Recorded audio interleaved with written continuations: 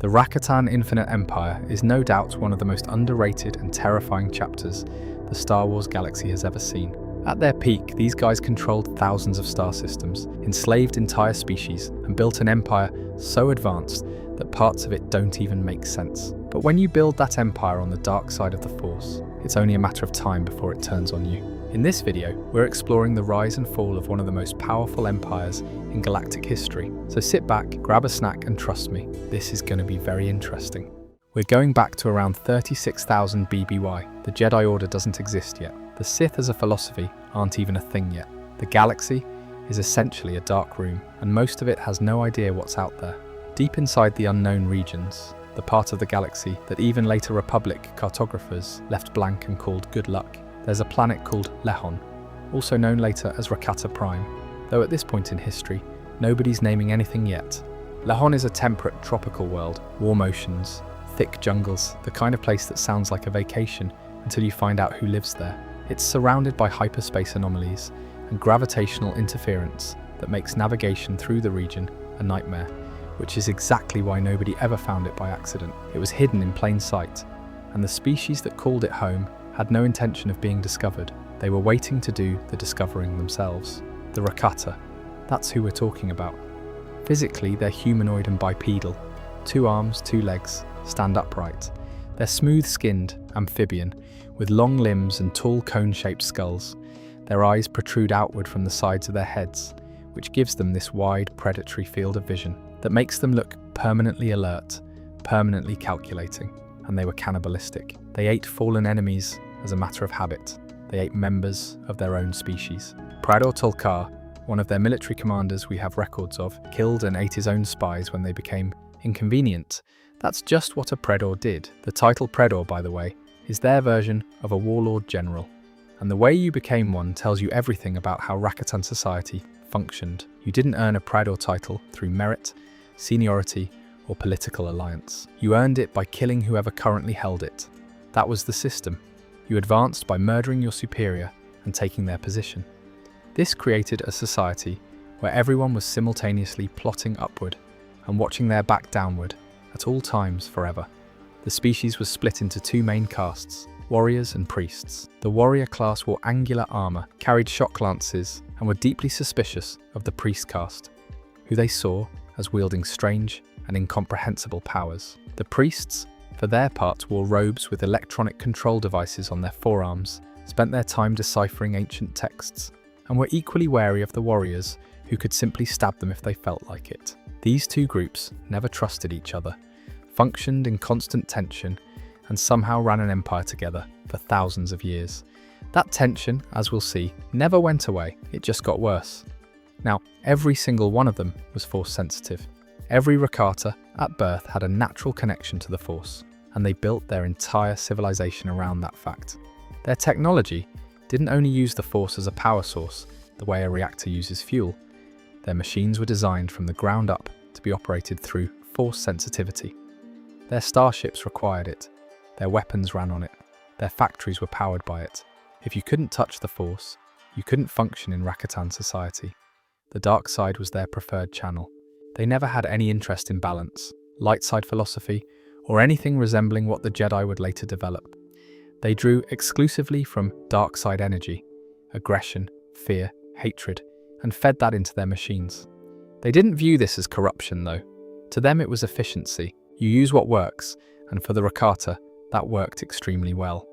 For a while, what this combination produced, Force sensitivity in every single member of the species, paired with a society structured entirely around violence and ambition, was something genuinely dangerous. A species that was smart, curious, technologically minded, and completely without any cultural break on how far they were willing to go. There was no ethical ceiling. There was no, we don't do that. There was only, can we do it, and does it help us? If the answer to both was yes, they did it. But someone is coming to Lehon, a well-meaning, generous, deeply optimistic species called the Kwa, traveling via their infinity gates, technology that allowed instant travel across the galaxy. The Kwa had a track record of visiting young species, sharing knowledge and lifting them up. They had done it on dozens of worlds before. It had always worked out fine. it was not going to work out fine this time. So we're still sitting somewhere before 36,453 BBY, and that specific number comes from the Thoyor arrival, a key datable event in this era, which lore uses as a rough anchor point. The Kwa showed on Lehon sometime before that. How long before? We don't know exactly. The Kwa. Let's talk about who these people actually were. They were a reptilian species, native to Dathomir. At this point in history, Dathomir was the homeworld of one of the most technologically advanced civilizations in the galaxy. The Kwa were tall, nearly 3 meters, cobalt blue saurians with telepathic abilities, incredible speed, and a deep attunement to the Force. But the thing that set them apart from every other species of the era was what they'd built, the Infinity Gates. An Infinity Gate was a permanent, fixed structure housed inside massive pyramidal buildings called Star Temples that opened an instantaneous portal between 2 points in the galaxy. Step through one side on Dathomir, come out the other side on a planet 10,000 light-years away. The Kwa had built a network of these things across their holdings, connecting dozens of worlds in an instant, and it made them one of the dominant powers of the era alongside the Celestials, who we'll get to shortly.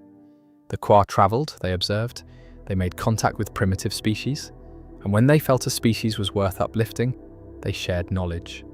Force teachings, advanced science, technology. They had done it on world after world before Lehon. It had always produced a net positive outcome. They were, by their own philosophy, stewards of galactic civilization, optimists. And there's something a little tragic about that, because you'd think at some point the pattern would have told them to be more careful about who they handed a loaded weapon to.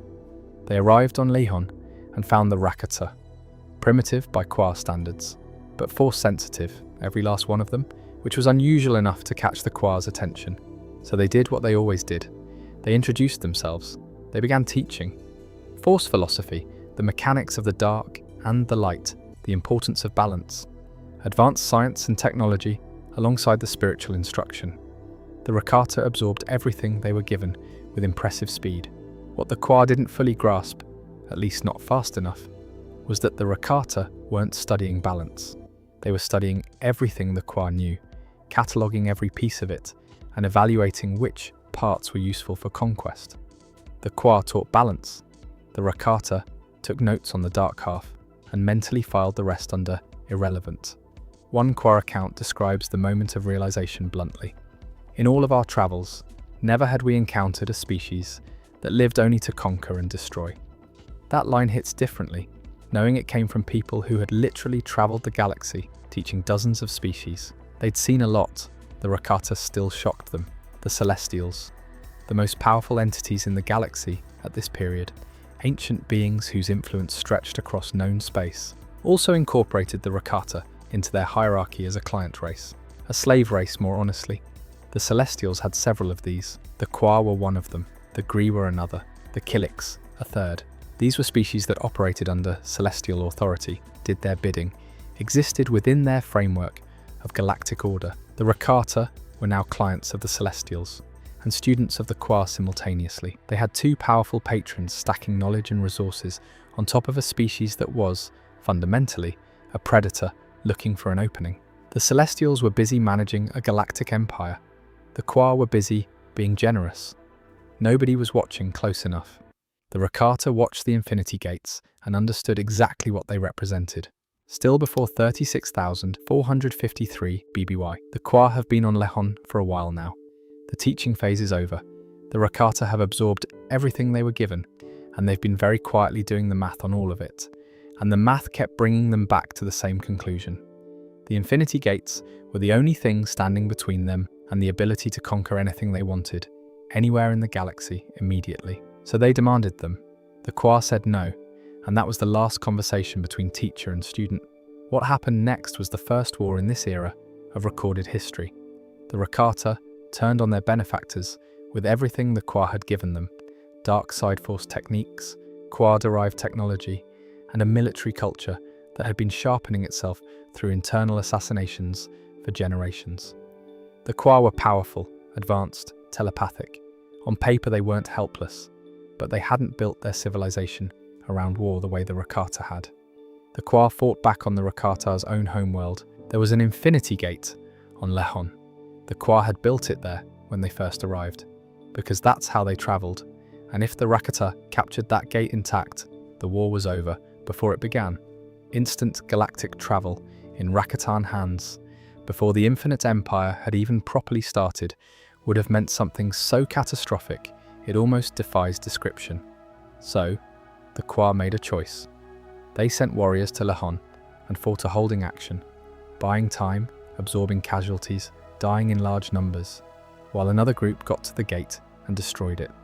The Kwa blew up their own technology rather than let the Rakata have it. A lot of Kwa died on that beach to make that happen. They succeeded. The Lehon gate went dark, but the Rakata had already tasted something during that conflict, and it changed them. Before the Kwa, Rakata ambition had been largely internal, aimed upward through their own hierarchy, at rivals on their own planet. The war with the Kwa was the first time they'd pointed that appetite outward at another species, and the result had been exhilarating. They'd attacked a more advanced civilization, and won. The teachers hadn't been able to stop them. The war hadn't gone the Kwa's way. Even without the gate on Lehon, the Rakata came out of this conflict understanding something important about themselves. They were very good at this, and they wanted more. The Kwa, meanwhile, entered a full retreat. They started moving through their network of gates world by world, sealing them. The gates were their civilization's spine. They couldn't bring themselves to obliterate everything, but sealing them off, locking the star temples, and setting guardians to protect what remained.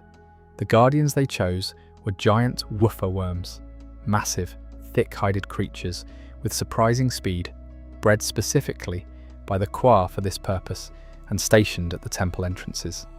The Kwa pulled back toward Dathomir, their homeworld. Some remained scattered on other worlds. There's evidence of a Kwa presence on Tython around this period, which will become relevant much later in this story.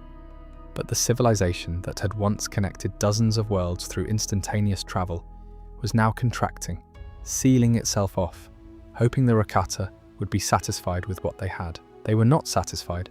The Rakata, now armed with everything the Kwa had taught them, plus the dark side power they'd been developing their entire history, plus the raw drive of a species that had just confirmed it could beat a more advanced opponent in open war, began expanding outward from Lehon. Into the unknown regions first, then beyond. The Infinite Empire was being born in real time, world by world, and when the Infinite Empire was finally powerful enough to reach Dathomir, which happened sometime around the period when the Empire was approaching its peak, around 30,000 BBY, they collected it. The Rakata subjugated the Kwa homeworld with the specific intent of making an example of the people who had dared to deny them. The Kwa who survived the initial invasion had nowhere left to go. Their gate network was either destroyed or sealed. Their political influence had already collapsed long before the armies arrived.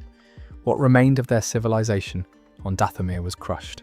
Over the centuries that followed, isolated on a single occupied world, stripped of their technology, their infrastructure gone, their population decimated, the Kwa devolved. That's the actual law term. The species that had built instantaneous interstellar travel, that had stood 3 meters tall and moved at impossible speed and possessed telepathic abilities, regressed biologically. Generation by generation, they lost language, then tool use, then bipedalism.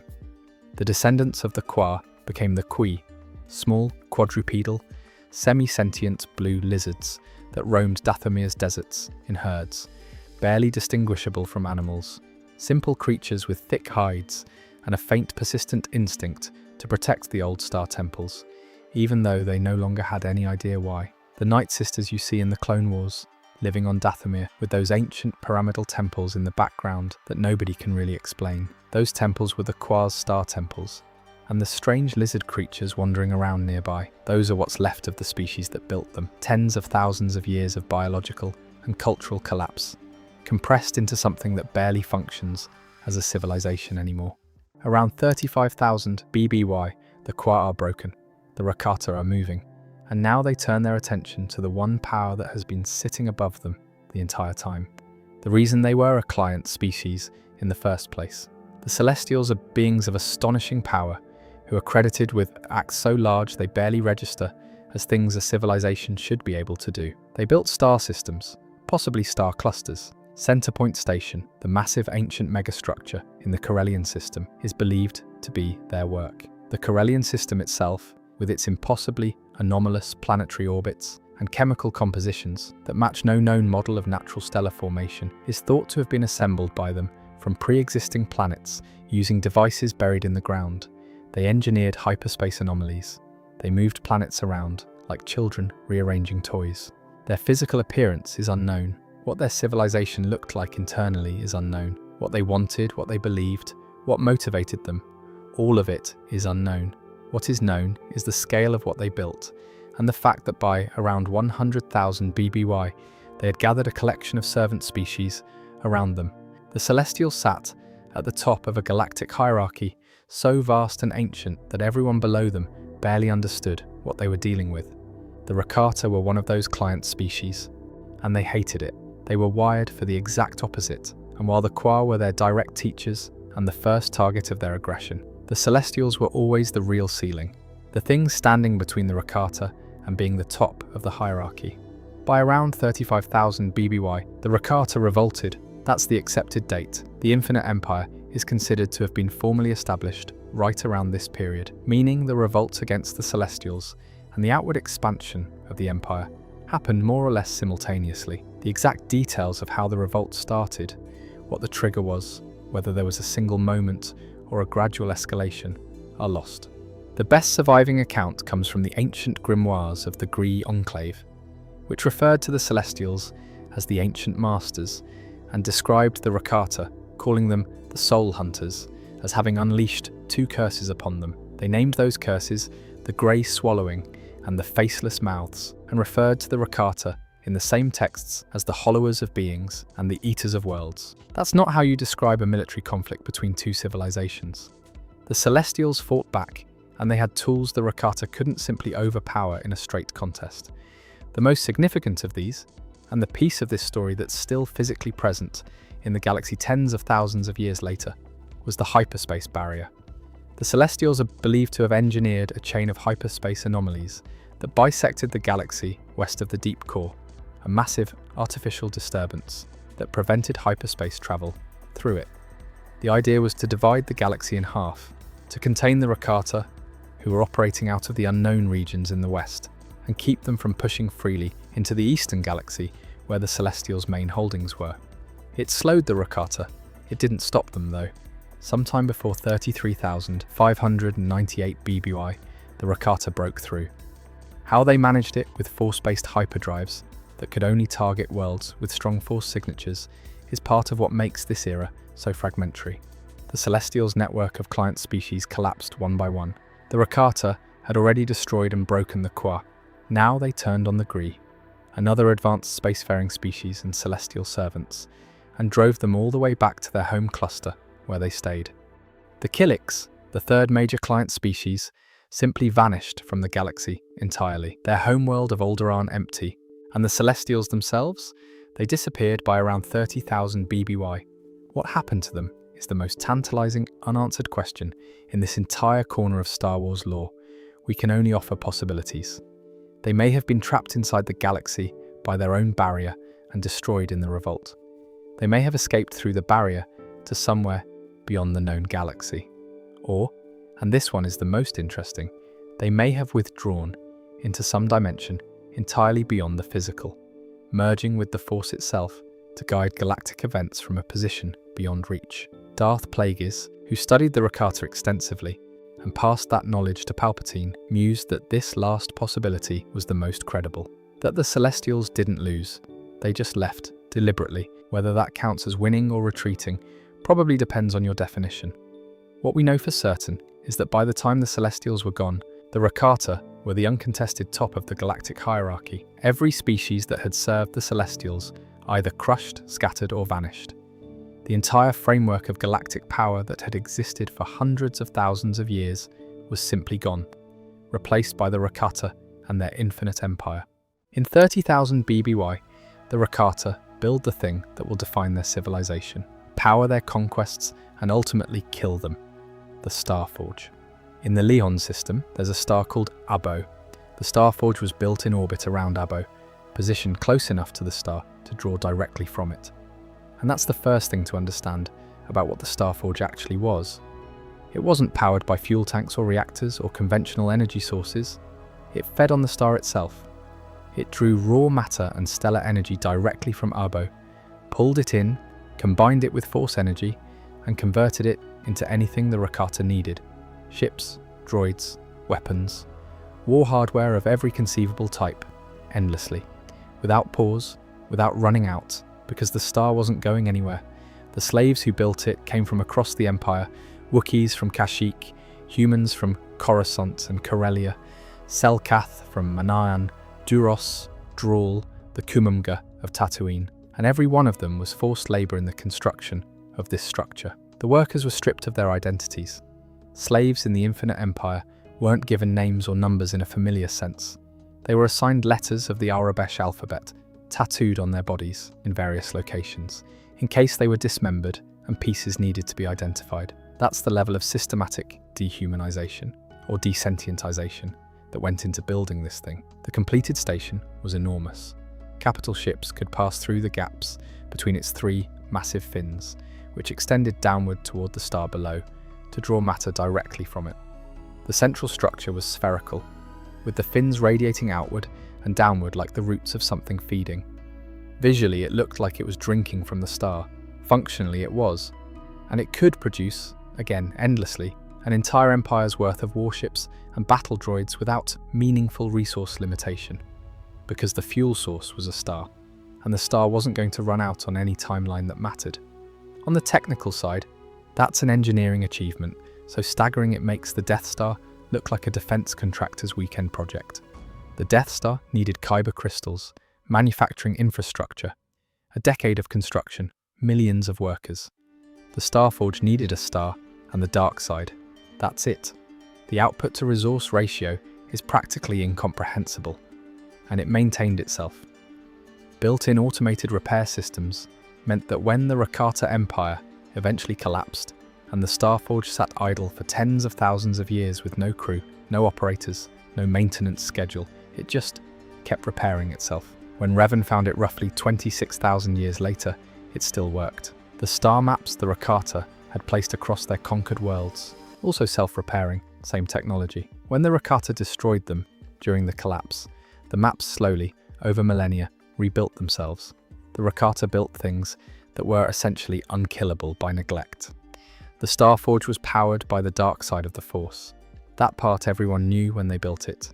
Their entire technological civilization ran on dark side fuel, which meant negative emotion. That was always the input. The Starforge just scaled it up to an industrial level, and they believed, with complete confidence, that they could control it. They were force-sensitive, deeply experienced with dark side power, masters of their own technology. They were the ones who built the thing. Of course they could control it. They were wrong. The station began feeding on its operators' negative emotions to supplement its power, drawing from the Rakata themselves. Their aggression, paranoia, cruelty, which were already baked into the species at the cultural level, became fuel.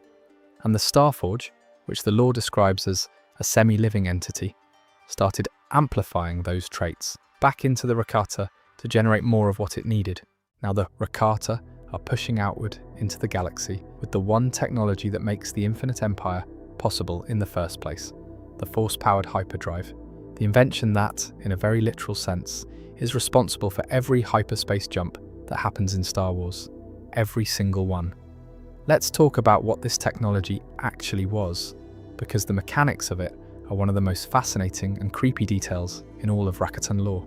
They called it the Force Drive, also referred to in various sources as the Force-based hyperdrive, or just the Rakatan hyperdrive.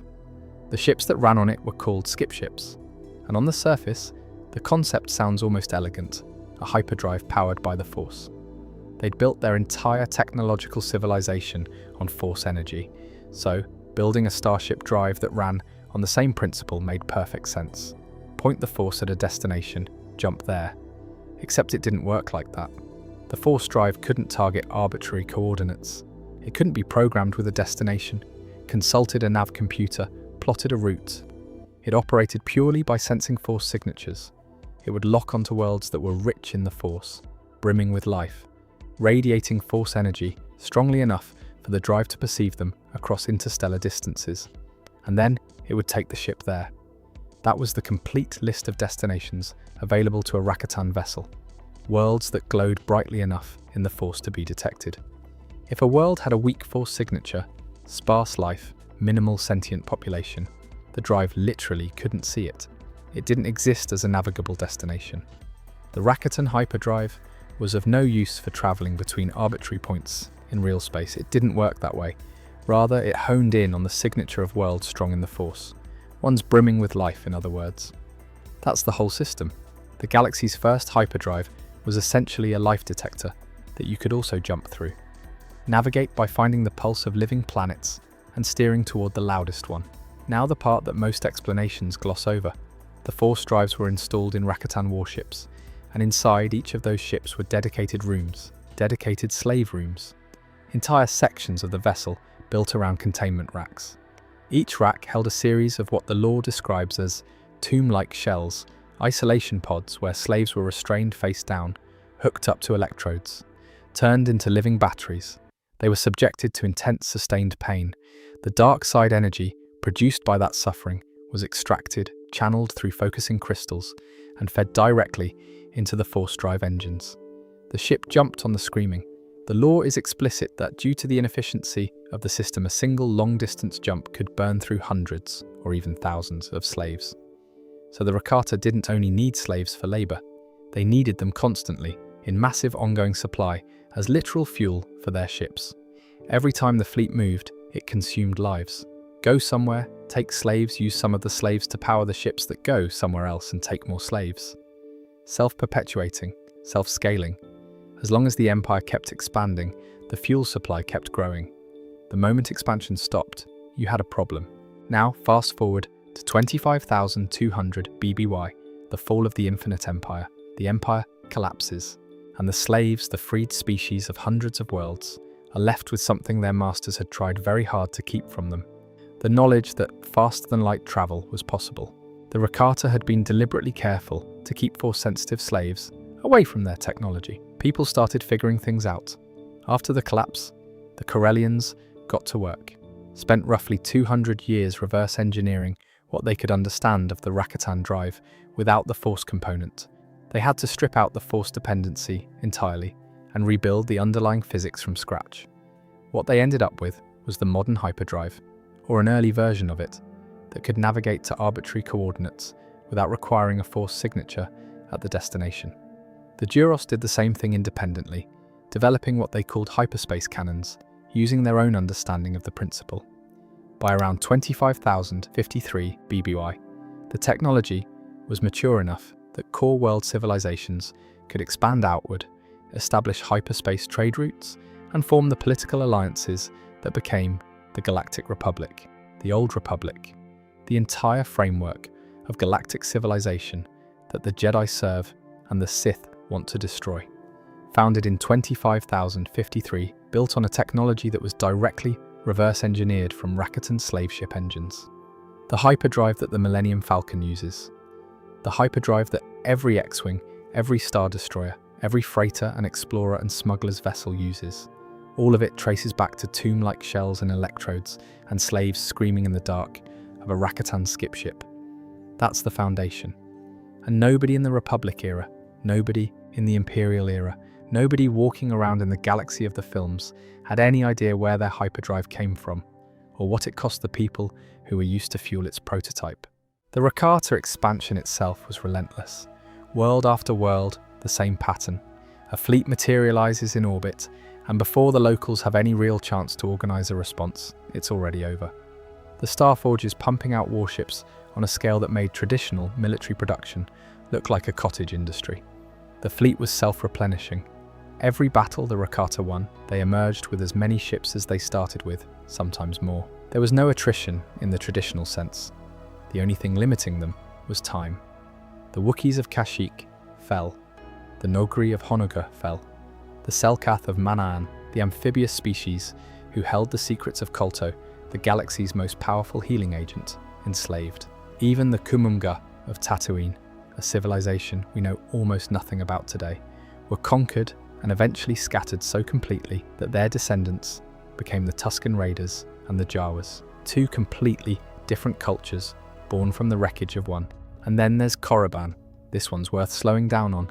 Around 27,700 BBY, so a few thousand years into the expansion, the Rakata reached Korriban, home of the original Sith species. These were a red-skinned humanoid people, already Force-sensitive, already deeply connected to the dark side, already a warrior culture with their own traditions. The Rakata, for once, tried a slightly different approach. They made contact with the Sith King Adus, played nice, even showed him how to construct a Sith holocron, one of the most significant pieces of technology in all of Force user history. He figured out pretty quickly what was actually going on. He unified his people, led a revolt, and drove the Rakata off Korriban, one of the only species in the galaxy to actually push back and win during this period of expansion. The Rakata lost that one. It stung. That defeat on Korriban matters because it's one of the earliest signs that the Rakata's social structure, where you advance by killing your superior, where betrayal is the standard operating procedure, was always going to be a liability at scale. Winning a war requires command unity. When your military culture runs on internal assassination, you have a structural weakness that every enemy with enough patience and coordination can exploit. The Sith had both. They used it. The galaxy filed that lesson away for later. Coruscant is another one that puts everything in perspective. The Rakata conquered the human species there. Actual humans, ancestors of everyone who would later build the Republic, Senate, the Jedi Temple, on that very planet. They were slaves of the Rakata, around 27,500 BBY, even while under occupation. Some of those enslaved humans were experimenting with sleeper ships, essentially primitive colony vessels, and seeding nearby worlds in the Core and the Tion cluster. Interstellar migration born out of desperation under Rakatan rule. The Republic that would eventually stretch across thousands of systems was in part planted from the ground up by human slaves trying to survive the Infinite Empire. That's the scale of what was happening, and the numbers, when you actually sit with them, are staggering. At its peak, the Infinite Empire controlled over 500 worlds, 10 billion Rakata, over 1 trillion slaves. That's a ratio of roughly 100 enslaved beings for every single Rakata alive. The entire economy, the entire war machine, the entire civilization ran on suffering at an industrial scale across hundreds of worlds simultaneously. And this ran for thousands of years without interruption. What's funny about what the Rakata didn't realize they were doing during all this conquest and transportation of slaves? By moving enslaved species from their home worlds to other planets across the galaxy, they were accidentally seeding the galaxy with sentient life. Species that ended up on new worlds, survived, adapted, evolved, eventually became cultures of their own. They were running a labor logistics operation. But the unintended consequence is that the demographic map of the Star Wars galaxy, all those hundreds of species spread across thousands of worlds, owes a significant chunk of its shape to Rakatan slave roots. They built an empire on exploitation and accidentally populated half the galaxy in the process. The Rakata have done something that no one before or since has managed to replicate. Palpatine's galactic empire, at its absolute height, controlled roughly 70% of inhabited space. The Rakata controlled everything their hyperdrive could reach, which was basically every world that mattered. The Republic at its peak spanned maybe 50 million star systems, but only directly governed a fraction of them. The Rakata governed 500 worlds completely. Every person on every one of them owned, accounted for, put to work. The Rakata had a targeting problem. Their hyperdrive locked onto force-rich worlds, but the galaxy is enormous, and a passive signal wasn't enough. They needed scouts. They needed someone who could reach out across light years and actually find the next target before a fleet was committed. And for that, they built something horrifying, the Force Hound program. A Force Hound was an enslaved Force sensitive, taken young, sometimes as a small child, stripped of everything they knew and shaped from the ground up into a living weapon. The word trained doesn't quite capture what happened to them. They weren't trained the way a soldier is trained. They were broken apart and rebuilt. Everything soft was removed. Loyalty to anyone except their master, gone. Attachment to other people, weaponized against them or eliminated entirely. The concept of freedom made so foreign that it genuinely didn't register as something real. A fully operational Force Hound wasn't a person who had learned to serve. They were a person for whom servitude was the entire shape of existence, because everything outside that shape had been carved away. The first thing they did with Force-sensitive children was put them in broods, groups of young slaves together, all Force-sensitive, all being conditioned simultaneously. You'd think that would build solidarity. The brood was a survival environment. The strongest dominated, the weakest got hurt. By the time these kids were old enough to be formally trained as Force Hounds, they'd already spent years in a system that taught them one lesson above everything else.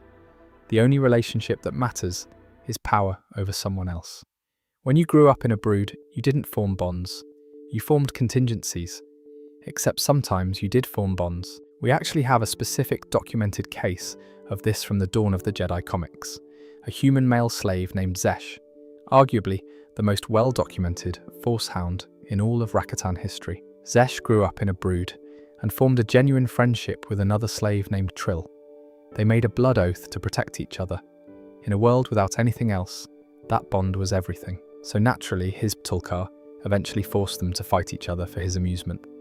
Zesh won. Tulkar handed him a Force saber and told him to finish it. Zesh's way out was to convince Tulkar to gift Trill to his superior, Predor Skalnus, as a Force Hound, slightly less than an honourable death in Trill's eyes, which meant she perceived it as a betrayal. Zesh walked out of that chamber without looking back, and from that moment forward, he described his life as one of constant loneliness. That's the system working exactly as intended. Break every bond, leave nothing but the master. Now, what could a Force Hound actually do? More than you might expect, even by the standards of what came later with the Jedi and the Sith. The signature ability was something called Force Shadow, the capacity to project your consciousness across vast distances, astrally scout a system, feel its Force signature, assess what was there, and return with actionable intelligence for the fleet. Zesh used this ability to locate Tython, the homeworld of the Jedi, one of the most Force-saturated planets in the entire galaxy, which is what kicked off the events that would eventually shape the Jedi Order. One Force Hound, casting his mind across the deep core, found a planet that would define the next 36,000 years of galactic history. Beyond long-range scouting, Force Hounds were elite combatants. Force lightning, telekinesis, raw dark side power. They had all of it at a level that frequently surpassed their Rakatan masters. A skilled Force Hound, wielding a Force saber, was among the most dangerous individuals alive anywhere in the galaxy at this point in history. Zesh demonstrably killed his own Predor Tulkar in single combat. These were not support units, they were apex predators in a world that hadn't yet invented the lightsaber or formalized the Jedi Order. The Force saber itself deserves a moment here, because it's the direct ancestor of the weapon you know. The difference matters. A lightsaber can be activated by anyone. The Force saber required the wielder to actively channel dark side emotion into the crystal at the heart of the hilt. Anger, hate, pain, you pour that in and the blade ignites. Stop feeling it or feel the wrong thing and the blade dies. The Jedi who first encountered Zesh's Force saber on Tython were baffled. Their scholars and forge masters examined it, and most of them couldn't turn it on. Some could, but only by going somewhere in themselves they'd been trained to avoid. The basic principles of the Force saber would eventually evolve into the prototype lightsaber of the early Jedi Order, meaning the weapon that every Jedi and Sith has carried for the last 25,000 years of Star Wars history is downstream from a torture instrument built by slave masters. The crystals at the core of the Force saber were laboratory-grown ebon crystals, shaped through Rakatan alchemy. The process wasn't completely unlike what Sith would later do when bleeding a kyber crystal, infusing it with dark side energy through force and pain until it bent to the wielder's will. One more thing the Sith reinvented without knowing where it originally came from. Now the detail that says everything about how the Rakata actually valued these people. Force Hounds were branded, head to toe, face included, with tattoos spelling out their names in Arabesh, the galactic alphabet. The name wasn't there, so the Rakata could call them by it. It was there for identification purposes in the event of dismemberment. Because Force Hounds were sent into dangerous situations, sometimes they came back in pieces, and the Rakata needed to know whose pieces they had. That's the relationship in full. You are valuable enough to label, not valuable enough to mourn. This is where the parallel to Palpatine's Inquisitorius becomes genuinely difficult to ignore. The Inquisitors, former Jedi, broken by Vader and the Empire, remade as dark side hunters tasked with tracking down surviving Force sensitives, are structurally identical to Force Hounds. Taken, broken, rebuilt as weapons, used to find and eliminate Force users. Could never become Sith, just as a Force Hound could never become Rakata. Disposable when they became inconvenient. The Empire never knew the name Rakatan Infinite Empire. Palpatine built the same institution from scratch 30,000 years later and called it something different. There's one more thing about Zesh that's worth knowing. When he crash-landed on Tython and first encountered the Jedi, he expected them to abandon each other when things got dangerous. Because in every environment he'd ever lived in, that's what people did. Instead, they fought for each other, jumped into danger to protect someone they barely knew. He had no framework for it. The concept wasn't foreign. It didn't compute. He'd spent his entire life in a system specifically engineered to make sure it never would. That's what the Force Hound program produced. Warriors of extraordinary capability who had been made through years of systematic psychological destruction, unable to imagine a world where people chose each other freely. So we've covered how the Rakata conquered worlds and how they enslaved the populations on them. But there's a whole other dimension to what the Infinite Empire actually did to the galaxy. They rebuilt worlds, literally reshaped planets to serve their purposes, using terraforming technology so advanced that the effects are still visible in the Star Wars galaxy tens of thousands of years later. Some of the most iconic environments in all of Star Wars, places you've seen in films, games or shows, look the way they do because the Rakata got there first and decided to redecorate. Let's start with Kashyyyk. The Rakata captured Kashyyyk sometime before 33,598 BBY. That's when the central control system of their terraforming computer received its last communication from its builders. They had installed the machine to manipulate the growth of the planet's Roshia trees, accelerating and amplifying the natural flora for their own agricultural and resource purposes. At 33,357, about 241 years after losing contact, the computer malfunctioned. Without any Rakata left to maintain or shut it down, it just kept running, and running, and running. The result is what you see in every Star Wars depiction of Kashyyyk. Trees that grow kilometers tall, forests so dense that the ground level, what the Wookiees call the Shadowlands, is a pitch-dark, predator-filled underworld where sunlight barely reaches. The entire vertical structure of Wookiee civilization, all of it exists because a Rakatan machine, nobody turned off, kept accelerating plant growth for centuries after its creators were gone. Jolee Bindo, the eccentric Jedi hermit who'd been living on the forest floor for years, actually theorized that the Wookiees themselves might have had their evolution influenced by the same technology. Whether that's fully confirmed or not, the point stands.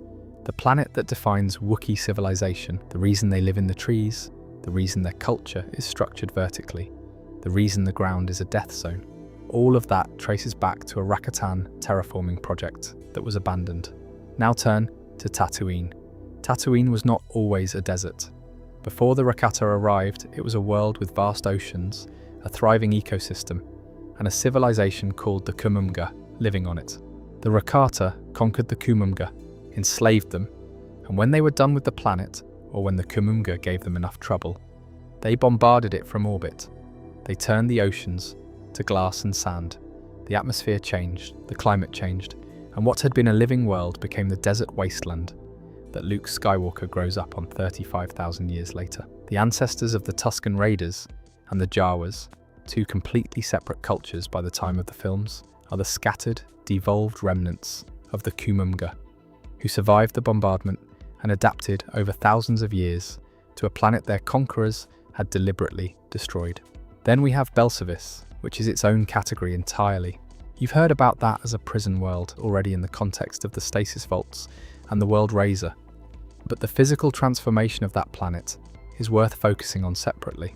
This was a geothermally active world, volcanic rifts, extreme temperature variations, a surface that was partially frozen tundra and partially exposed lava fields.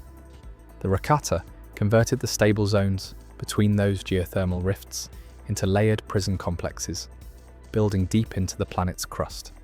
The infrastructure they installed drew energy from hyperspace itself, and the lore notes that if those power cores were overloaded, they were theoretically capable of destroying an entire star system, with effects spreading to neighboring systems. They built a planet-sized prison powered by a potentially system-killing energy source, and then they buried the most dangerous beings in the galaxy inside it.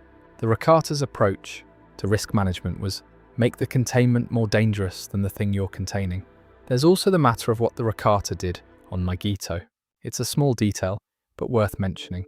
Coruscanti and Corellian slaves were used to shape the crystal formations on Magito as a monument to a long-forgotten Rakatan military victory. By the time of the Clone Wars, when Mace Windu and Ki-Adi-Mundi fought on those crystal plains, the formations had been there for 30,000 years. The battle they commemorated had been forgotten so completely that no one alive in the Republic era even knew there was a monument, let alone what it was a monument to. By around 25,793 BBY, something has started to shift underneath the surface. The Rakata aren't the force of nature they were at their zenith. The plague hasn't hit yet, the Great Slave Revolt hasn't happened yet, but the cracks are forming. And the first place those cracks become visible to the outside galaxy is in the Titan system, when the Infinite Empire goes to war against the Jedi Order and discovers, for the second time in its history, that it can lose. The Jedi weren't the Jedi, not yet. The Jedi Order doesn't exist at this point. The Jedi Order was something older and stranger, a community of Force sensitives on the deep core world of Titan who had been brought there thousands of years earlier by mysterious pyramid-shaped spacecraft, called the Thoyor, which had travelled the galaxy collecting Force-sensitive individuals from dozens of different species. These people built a civilization on Titan centered entirely around the Force, with a philosophy radically different from anything that would come later. They called the light side Ashla and the dark side Bogan, named after Titan's two moons, and they pursued balance between both. Fall too far toward the light, you get exiled to the dark moon until you find equilibrium again. Fall too far toward the dark, same thing. Titan itself enforced this philosophy because the planet was so deeply connected to the Force that imbalance caused literal storms. Titan is also one of the most Force-saturated planets in the entire galaxy, and that's exactly what painted a target on it. The chain of events starts with a Force Hound named Zesh. We've talked about him already, who used his ability to project his consciousness across vast distances and located Titan deep in the deep core. His Predor Tulkar led the fleet there. The ship crashed. Zesh survived. Tulkar didn't. Zesh killed him, on the secret orders of a higher Predor named Skalnas, who had been using Zesh as a long-running chess piece to eliminate rivals. When Zesh arrived on Titan, his dark side energy was so overwhelming that it triggered a planet-wide force storm, and for the first time, the Jedi learned the Infinite Empire existed. What happens next across the dawn of the Jedi comics, the 3-arc series by John Ostrander and Jan Duursmu, that covers this whole conflict in extraordinary detail, is essentially the story of how the galaxy's most powerful empire stumbled into the one fight it couldn't manage cleanly. Skalnas wasn't invading Titan just for the usual reasons: slaves, Force signatures, resources. He was invading because he knew the Rakata were losing their connection to the Force. The plague hadn't started yet, but the early signs were there: a gradual, inexplicable erosion of Force sensitivity across the Rakatan population. Skalnas had intelligence, or believed he had it, that buried deep beneath Titan's surface, there was a Prime Infinity Gate, one of the original qua-teleportation devices, the most powerful one ever built, capable of transporting someone to anywhere in the galaxy, without requiring a corresponding gate on the other end. The Qua had hidden it there.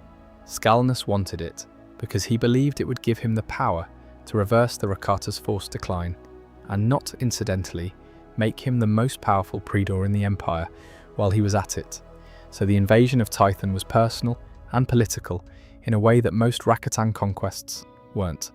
And that complexity is part of what made it go wrong. The attack began with the Rakata hitting Fury Station on the edges of the system, then sweeping in to capture the gas giants Obri and more tactical moves to establish a foothold before pushing toward the inhabited worlds. The settled worlds were overwhelmed quickly. Skar Gora, a forest world in the system, fell and became Skelnus' main command post. The Rakata brought their flesh raiders with them. They were a subspecies of the Rakata, mutated, lower caste members who had been reduced to a semi-sentient, brutally aggressive soldier caste, bulky, predatory, used as cannon fodder. The Rakata had literally created a degenerated version of their own species to die in their wars. That's the kind of civilization we're talking about. When the Rakata hit Titan directly, the Jedi held, this was not a small thing. The Infinite Empire at this point was still a functioning galactic superpower. Being repelled from the surface of a single world was not something it was accustomed to. The Jedi had several things working in their favor. Titan itself, which reacted to the invasion with force storms that made coordinated ground operations extremely difficult, and Zesh himself, who had defected. Zesh, the Force Hound Skellinus, had planted as a spy among the Jedi, ended up changing sides. After spending time with people who fought for each other rather than over each other, he found he couldn't go back. The Jedi made a decision during this war that had massive consequences for everything that came after. They built Force sabers. Using the knowledge Zesh had brought with him, they constructed weapons that ran on dark side emotion, the same weapons the Rakata used. This was deeply controversial within the Order. Some Jedi felt the balance being eroded with every battle, every time they had to pour anger and hate into their hilts to ignite the blade. Master Seknos Wrath was disturbed by what he saw happening to his colleagues, the gradual drift toward darkness, that fighting with dark side weapons was accelerating. He was right to be worried, and what happened after the war proved it. The war lasted roughly a year. By the end of the first year, Skelnus had taken Fury's Gate, Obri, Maw, and Skar Gora, but couldn't crack Titan itself. The Jedi unified the settled worlds under a joint command, placing the controversial Master Rajavari in charge of combined forces, and recalling Dagon Locke from his exile on the moon of Bogan to serve as a battlefield general. Locke was considered insane by most of his colleagues. Having descended into the chasm where the Quart Infinity Gate was located, he experienced a force vision that broke his mind. He saw a coming war, armies of dark warriors with fire swords, and nobody believed him until the Rakata showed up. He turned out to be right about everything, which made his reinstatement both politically complicated and militarily necessary. The command war within the Rakata forces is where this story gets fascinating. Skelnas, true to the tradition of Rakatan power structures, was managing his own command staff through a combination of manipulation and murder. Sub-Praedor Selet, a female Rakata commander leading the ground assault on Shikakwa, confronted Skelnas openly about the campaign's failures. He told her in private that the Rakata were losing their force sensitivity and that the Infinity Gate on Titan was the key to saving everything. Then, once she lowered her guard, he killed her with force lightning. She had questioned him in public, and in Rakatan culture, that was sufficient justification for execution. The plan to end the war came from Zesh. His idea was simple: find Skelnas and kill him. In Rakatan command culture, the death of a Praedor meant every sub-Praedor beneath him would immediately turn on each other, competing for the vacancy. Kill the head, the body tears itself apart.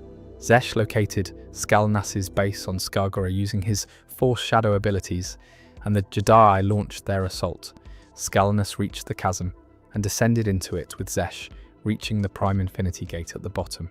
He was standing at the threshold of the most powerful piece of Quar technology ever built, the thing he'd launched an interstellar war to reach, the device he believed would save his species.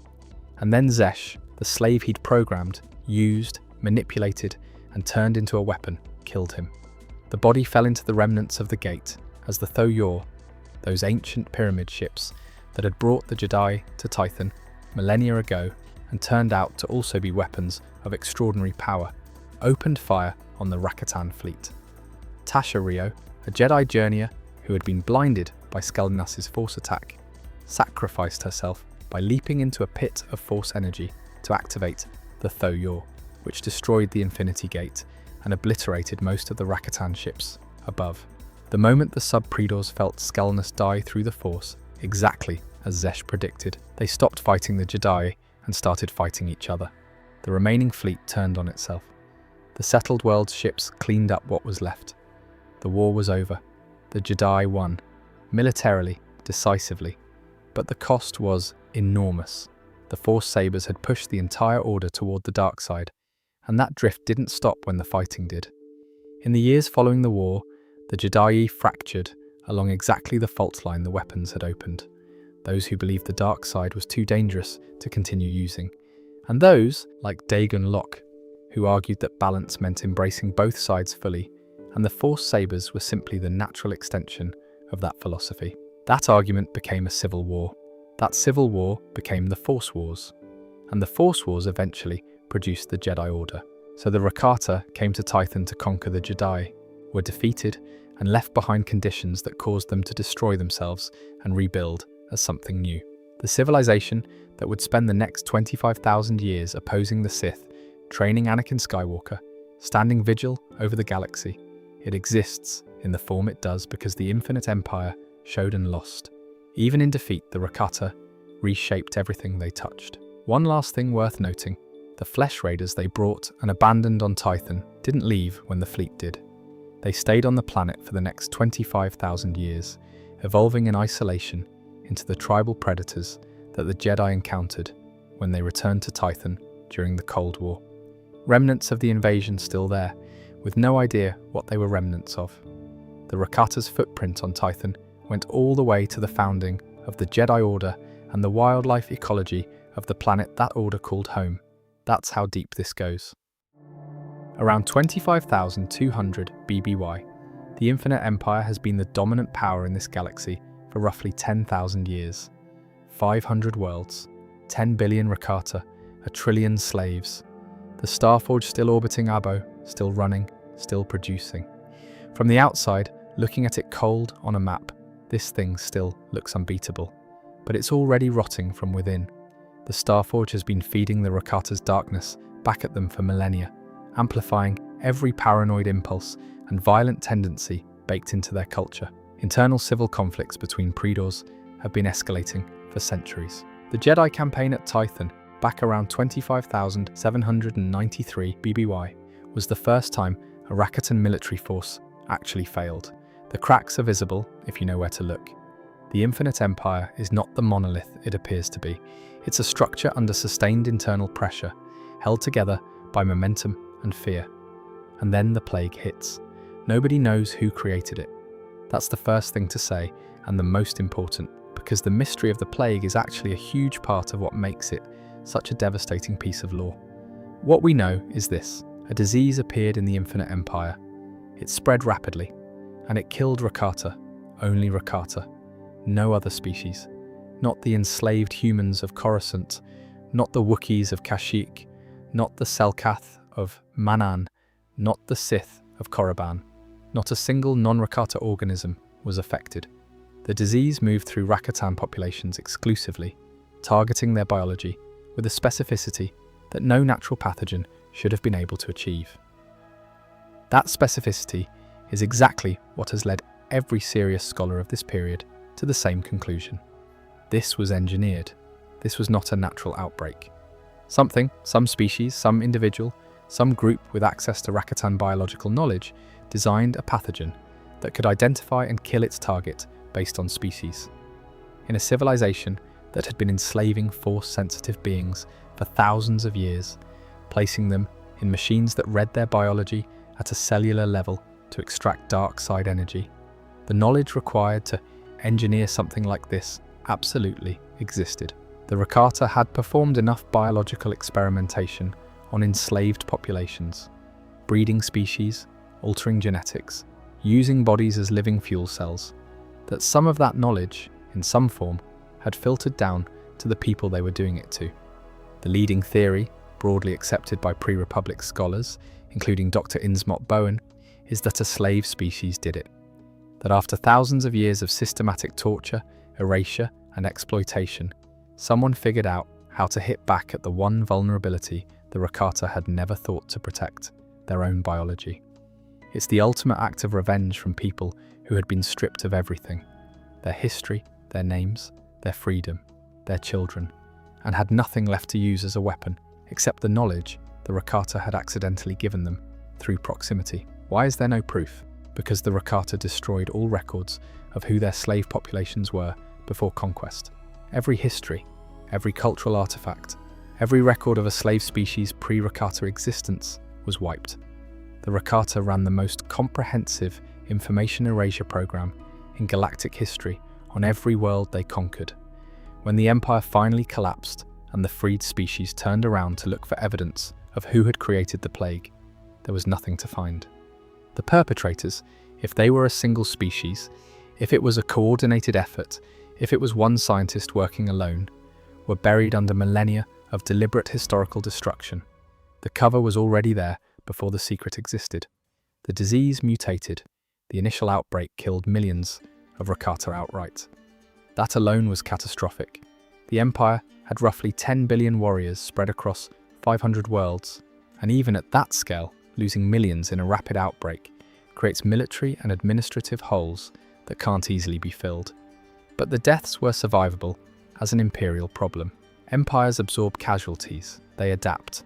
The Rakata were brutal enough and well organized enough that a standard mortality plague, however bad, was something they might have weathered. The mutation was not survivable. At some point during the spread of the disease, it changed. The mutation didn't increase lethality in the normal sense. It didn't kill more Rakata directly. What it did was far worse. It severed the survivors' connection to the Force.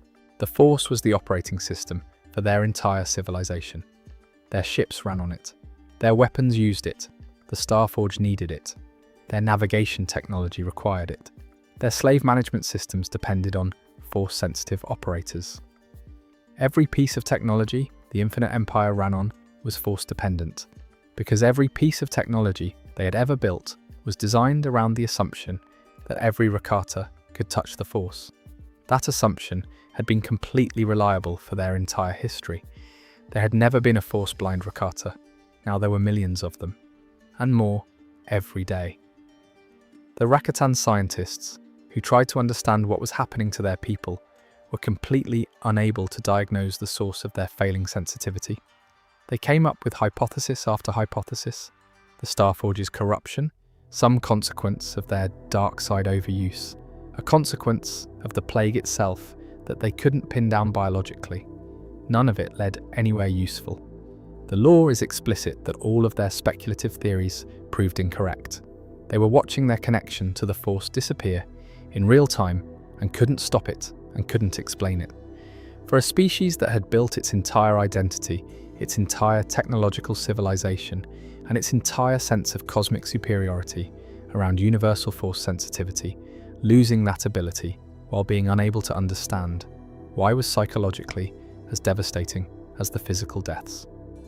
There are accounts that describe surviving Rakata feeling what later sources call a black hole in their chests, a spiritual void where the Force had been, something they could feel the absence of but couldn't reach back into. As Force-sensitive Rakata died or lost their connection, fewer and fewer individuals could operate the Empire's machinery. Skip ships couldn't jump. Force drive engines couldn't be fueled. The Starforge went dormant. Weapon systems that required Force operators went dark. Communication infrastructure that relied on Force-sensitive relays broke down. The Infinite Empire lost the ability to function as an empire. Rakatan scientists were performing increasingly desperate experiments on living beings, dissecting animals, grafting biological material into prisoners, trying to figure out the nature of the Force at a physiological level, trying to find a way to restore what the plague had taken. None of it worked.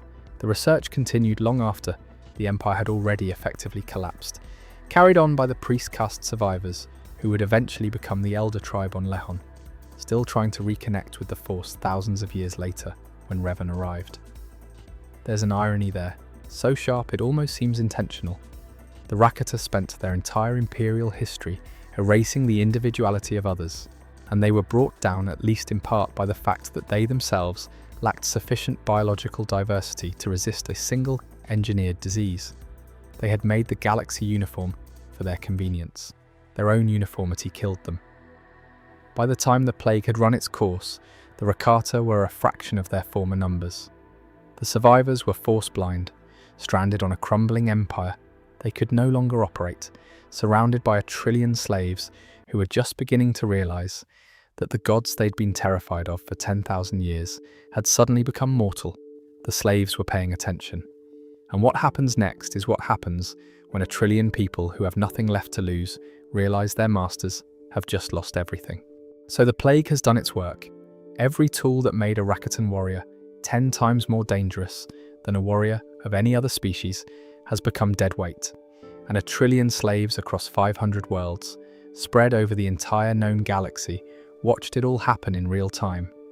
The moment they realized the Rakata were vulnerable was a signal. And when that signal went out across hundreds of worlds simultaneously, the largest coordinated slave uprising in galactic history happened. The species that rose up first and hardest were exactly the ones you'd expect from everything we've covered. Humans, the ancestors of the Republic era's dominant species, enslaved on Coruscant and scattered across the core worlds, who had spent thousands of years in chains, while also quietly experimenting with sleeper ships and spreading themselves across nearby systems. They rose. The Duros, one of the oldest spacefaring species in later galactic history, whose homeworld the Rakata had stripped bare, rose. The Herglics, the Baragwins, the Deveronians, the Gossams, species scattered across hundreds of worlds, many of them with no communication with each other, many of them with no shared language or culture, all of them recognizing the same window of opportunity at roughly the same time. That's what happens when you brutalize people for thousands of years and then suddenly lose the ability to stop them from doing something about it. Was this coordinated? Did someone plan it, send signals, organize the timing? What we know is that uprisings erupted across hundreds of worlds in what amounts to the same historical moment. Either the news of the Rakata's plague and force loss spread faster than anyone expected through whatever informal networks existed between slave populations, or there was some level of coordination that history will never be able to reconstruct because the people who did it made sure it was never written down. Considering what the Rakata did to anyone they caught organizing, you can understand the operational security. What the uprisings actually looked like on the ground varied enormously by world. On some planets, the Rakata were already weakened enough that the slaves simply overwhelmed them in numbers. On others, it was more of a guerrilla war, Rakatan holdouts with whatever non-force technology they had left, versus populations that had been slowly, secretly learning how things worked for generations. Some of the slaves had been building knowledge of Rakatan systems precisely because understanding the machines you operate gives you leverage over those machines. When the force-dependent systems went offline, the slaves who had studied the underlying mechanics knew what still worked. That knowledge became a weapon. On Coruscant, Kuat, Alderaan, and the other core worlds, it's worth noting that some of these populations had already attempted resistance before. The lore records something called the Great Core Rebellion, where humans on Coruscant and other core worlds had coordinated enough to form something called the Allied Congress of the Core, a unified resistance that proclaimed itself a state and raised an army. The Rakata deployed 20 million troops to crush it and spent 50 years doing so. The leaders were executed. The rebellion failed completely. But it happened, which means the organizational capacity was there even under active suppression. When the conditions finally aligned, 2,500 years later, that knowledge of how to organize didn't have to be invented from scratch. It had been passed down quietly through generations. Korriban is a specific case worth highlighting again in this context. The Sith species, who had already driven the Rakata off their world once, had spent the intervening millennia under continued Rakatan pressure and had captured Rakatan hyperdrive technology from that earlier conflict. When the plague weakened the Empire, Korriban was among the worlds that expelled their Rakatan overlords with particular finality.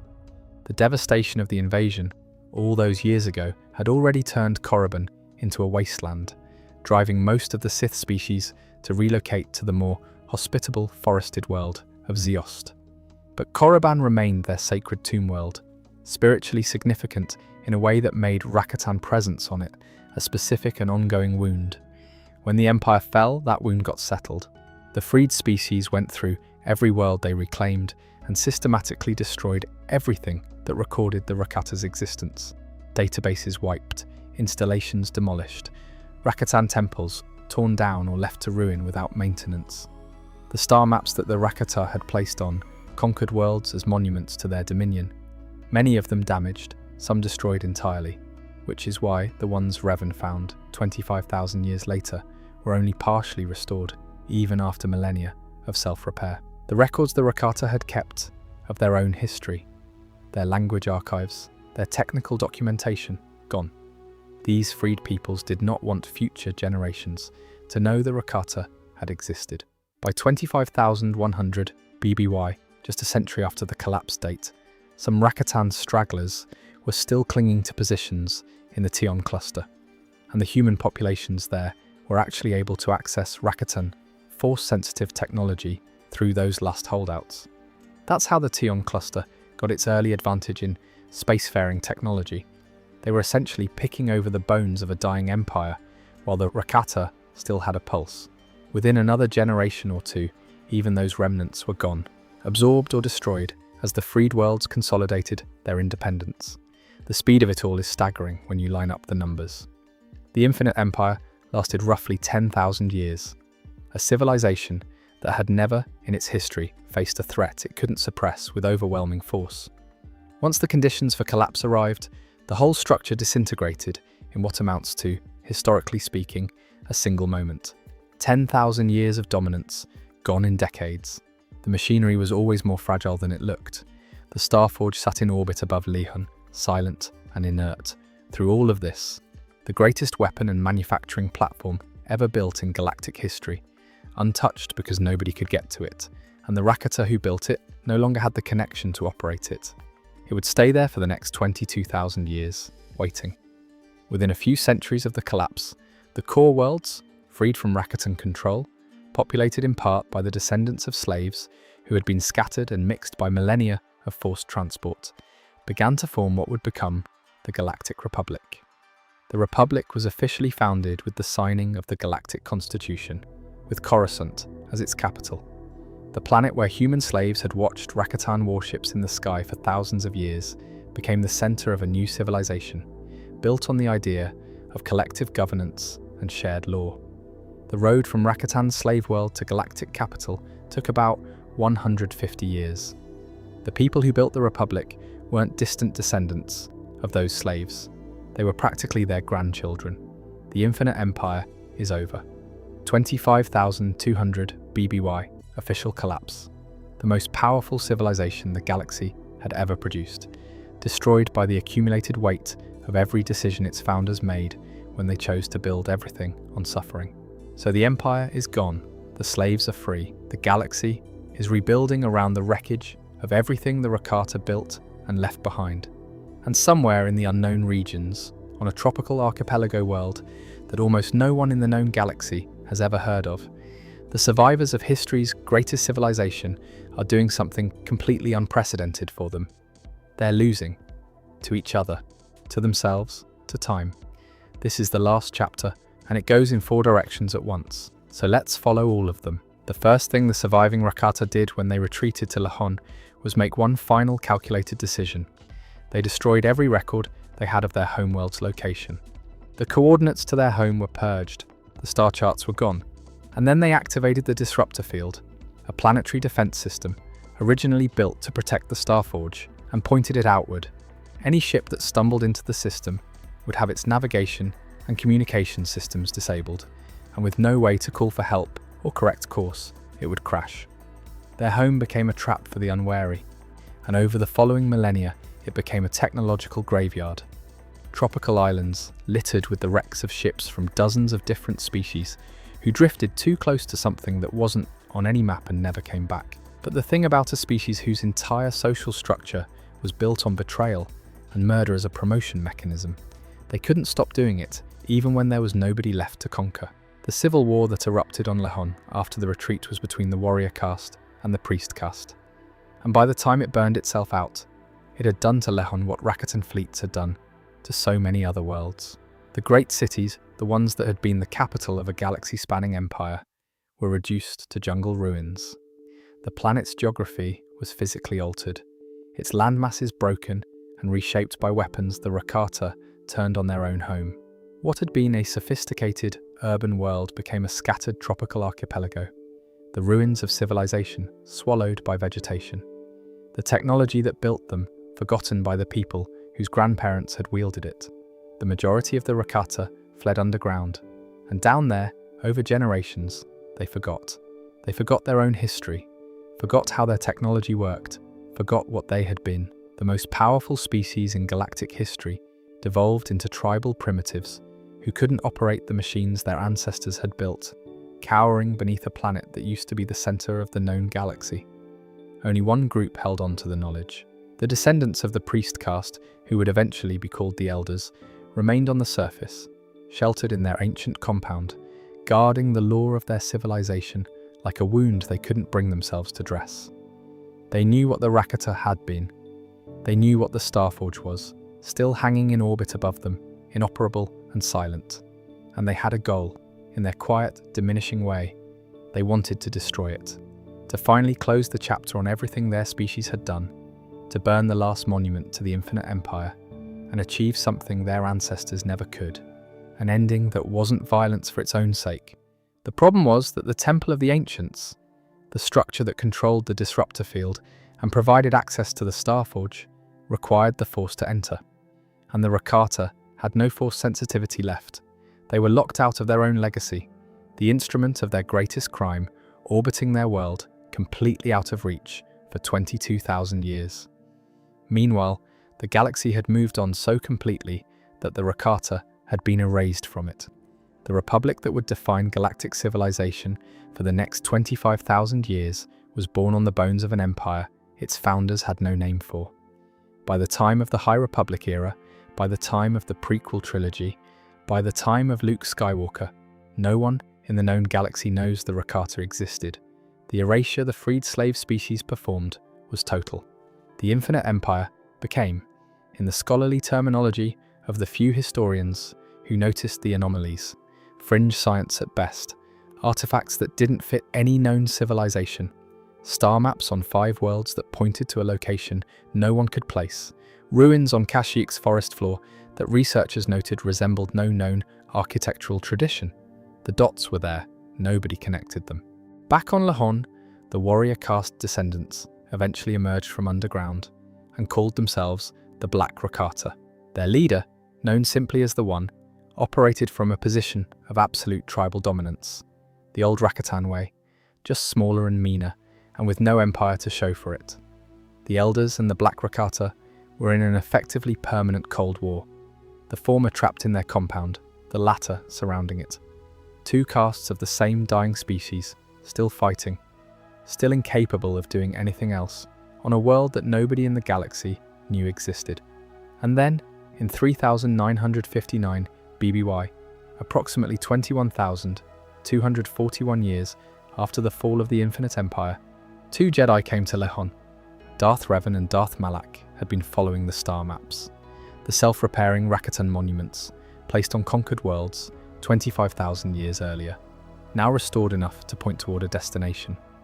They had found the maps on Dantooine, Tatooine, Kashyyyk, Manaan and Korriban, 5 worlds that every Star Wars fan knows, all of them former provinces of the Infinite Empire, and assembled the coordinates to a system nobody had been looking for. Their ship crashed on Lehon as soon as they entered the system, the disruptor field doing its job. They met the Elders.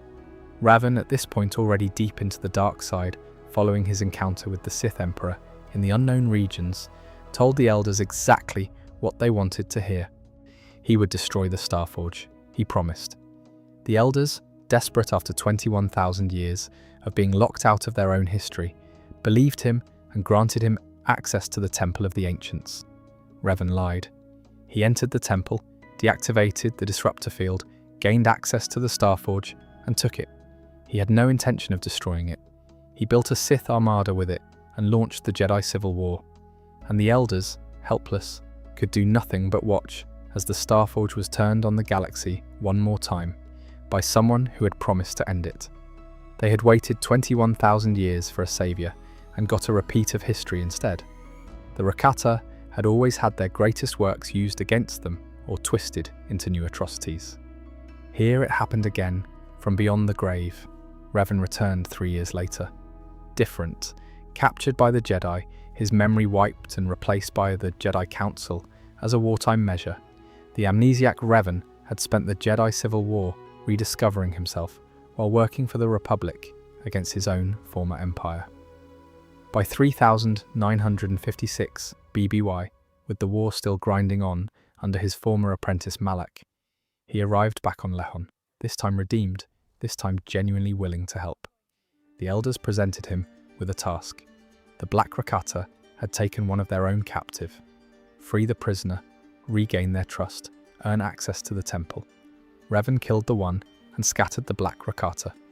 The elders, the last functional Rakata civilization in the known galaxy, opened the Temple of the Ancients for him one final time. On the roof of that temple, Revan faced Bastila Shan, his former companion, turned Sith apprentice of Malak, who tried one last time to pull him back to the dark side. He refused. He deactivated the disruptor field. The Republic fleet entered the system. The Battle of Rakata Prime, the final engagement of the Jedi Civil War. Admiral Thorn Dodonna's fleet fought Malak's Sith armada, while Revan boarded the Starforge itself to confront his former apprentice. Malak died aboard the station he'd stolen from a species that had been dead for 21,000 years at the hands of the man who had found it. The Starforge was destroyed. It fell into the Star Arbo and erupted in a detonation that scattered glowing debris for millions of kilometers. The last great Rakatan creation was gone. The Republic fleet commanders celebrated their victory on the surface of Lehon, at the foot of the Temple of the Ancients. Cross of Glory medals were handed out. Revan and his companions stood in front of ruins that predated the Republic by 22,000 years, celebrating an ending that the Rakata themselves had been unable to achieve. There's something poetic and terrible about that image. After the Jedi Civil War, the Republic absorbed the Lehon system and classified it because the Jedi Council advised that a civilization that had once enslaved the entire known galaxy was not a story the recovering Republic needed to be reminded of. The system was quarantined, tourism was minimal, the truth was suppressed, a historical preserve with a lock on the door. The surviving Rakata, the elders who had helped Revan, and the remnants of the other tribes attempted to rejoin galactic civilization. The Republic received them skeptically. Few in the galaxy believed these primitive survivors could possibly have been the rulers of an ancient empire. With almost no records left, with nothing but the word of a small group of barely functioning tribal people and a handful of ruins, the historians who took the Rakata seriously were considered fringe academics. Some Rakata left Lehon and scattered to the stars. Most stayed. The gene pool was too small either way. The population declined. Reproductively, they had no runway left. Around 1000 BBY, Darth Bane arrived on Lehon, searching for Darth Revan's Sith holocron. He landed on the surface and recorded his observations. The planet was empty. Not a Rakata alive anywhere on the world that had been the capital of an empire spanning 500 planets. They died off quietly, in the unknown regions, on the homeworld nobody could find, with the Starforge already gone, and the disruptor field no longer functioning, and the temple crumbling, and the jungle slowly reclaiming the ruins of cities that had once housed the overlords of the known galaxy. And that was it. That was the end. Except, of course, it wasn't, because they never actually left. In the Darth Plagueis novel by James Luceno, there's a moment where Plagueis is schooling his young apprentice Palpatine in the philosophy of the dark side, and he says something that should stop anyone who has followed this story cold. He tells Sidious that the original idea, the foundational concept of what the Force is actually for, was to capture it and make it subservient to the will of sentient life. And he cites the Rakata as the civilization that came closest to achieving this. The Rakata, Plagueis tells Palpatine, didn't pronounce judgment on their works. They moved planets, organized star systems, built the Starforge as they saw fit. If millions died in the process, so be it. The Jedi had lost sight of what power was actually for. Plagueis hadn't. Palpatine took notes. The galactic empire that Palpatine built is the Infinite Empire rebuilt. Force Hounds enslaved. Force sensitives taken young, trained as dark side weapons to hunt other Force users, became the Inquisitorius, fallen Jedi broken and remade as hunters of their own kind. Mass enslavement of entire species for industrial labor. The Death Star was built with Wookiee slave labor, among others, on Kashyyyk, the same planet the Rakata had terraformed and enslaved 30,000 years earlier. A dark side monopoly, the Sith rule of two, ensuring that Force power was concentrated rather than distributed. The same logic the Rakata used when they made Force sensitivity the exclusive currency of their entire civilization. Overwhelming military force deployed to crush resistance before it could organize. An emperor ruling from a position so far above ordinary political accountability that no institutional check could touch him. Every structural element of Palpatine's empire has a Rakatan precedent, and the Jedi Order, the institution that opposed Palpatine, exists because the Jedi on Tython resisted the Rakata, and because the war that followed pushed their order to fracture along its internal fault lines, and because the Force wars that resulted from that fracture produced the philosophical framework that would become the Jedi Code. No Rakatan invasion of Tython, no Force wars, no Jedi Order as we know it. The Sith are the shadow cast by the Jedi, and the Jedi are the scar left by a Rakatan war. Every hyperspace jump in Star Wars uses technology the Rakata invented, reverse-engineered by the Corellians and Duros after the Empire collapsed, and improved into the standardized system everyone uses. The most iconic visual moment in Star Wars, ships streaking into hyperspace, is a Rakatan invention. The galaxy-spanning civilization that the entire franchise is built around was made possible because a species in the unknown regions figured out how to punch through space using the Force, 35,000 years before Luke Skywalker was born. The Wookiees live in trees because the Rakata installed a terraforming machine and forgot to turn it off.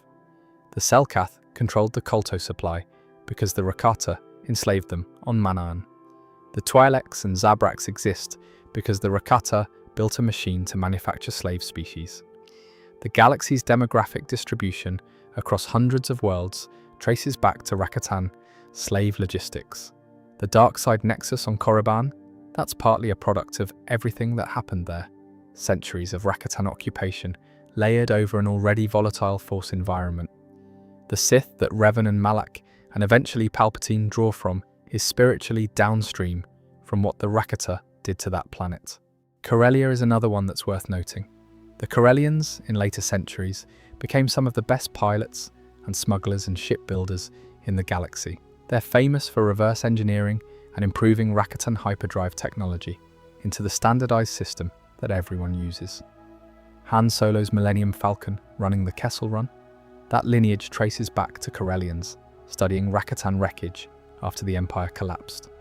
The Conquerors and the Conquered, connected by technology across 35,000 years. The Celestials, the mysterious godlike beings who previously kept them in check, have had their influence collapse. The Kwa, who taught them everything, are already gone or dying out. There's no check on Rakatan expansion anymore. Nobody with the power to say no, and they know it. 10 billion Rakata, 1 trillion slaves, 500 worlds, and the Starforge just keeps building ships. The galaxy had never seen anything like this before. Honestly, it would never see anything quite like it again.